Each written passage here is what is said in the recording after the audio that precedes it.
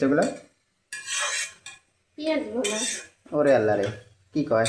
পেঁয়াজ আসলে তো তেলের মধ্যে পেঁয়াজ রে শুবাইয়া খালি ভাজি করতেছে, ওটা আবার কেমন পেঁয়াজ বোনা হইলো? খাই পেঁয়াজ ভোনা। এ তো খাইলে তো তিতো লাগবে, তিতো লাগবে না? না, কেন? এত তিতো লাগবে? এ তো ভাজা বোনাতে পেঁয়াজ তো কাঁচা পেঁয়াজ, এ ভাজা পেঁয়াজ আর কাঁচা পেঁয়াজ তো আর একরকম হয় না। হয়, একরকম হয় না তো। এটা কেমন হইলো? ওরে আল্লাহ, ওটার মধ্যে তো আবার দেয় খালি পেঁয়াজের বেরেস্তা, কি জানি কয় বেরেস্তা, বেরেস্তা না ফেরেস্তা? বেরেস্তা, পেঁয়াজের বেরেস্তা। পেঁয়াজ ভাজা তো মোটামুটি খারাপ না, ভালো লাগতেছে। এ কি দিয়ে খাওয়া হবে এগুলা? ভাত দিয়া। ভাত দিয়া আর কি দিয়া? ওটা ভাত দিয়া আর হচ্ছে যখন কয় মাংস টাংস রান্না করলে ওর সাথে দিয়া সুন্দর করে খালি কসমসে কসমসে চা বাও, চা বানি ছাড়া আর কি আছে? তাই দেখা যাচ্ছে যে কসমসে চা বানো। কে বেশি হবি কে?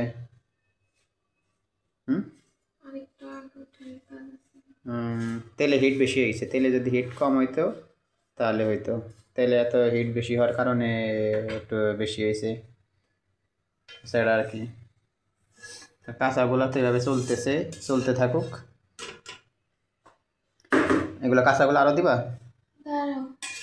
কি লেগে? আরে এত পরিষ্কার করা লাগবে না, দিলে হয়েছে পরিষ্কার। পেঁয়াজ ভাজি আর হচ্ছে এগুলা ভাজি সেম জিনিস, এগুলা অনেক দিন এক জায়গায় রাখলে এই অবস্থাটা হয়, না হয় তার কিছু নাই, না হওয়ার কিছু নাই। এটারে সুন্দর করে এভাবে ঢাকা ঢাকা দিয়ে দিলাম আমি। ছাড়বো?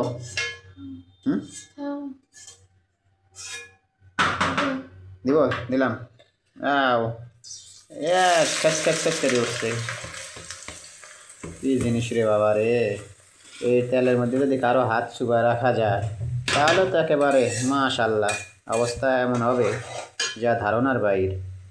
অতএব এটার মধ্যে কারো হাত চুবায় রাখা যাবে না, সুন্দর করে এটার মধ্যে কাজ করতে হবে। যে অবস্থা দেখা যাইতেছে এটার মধ্যে,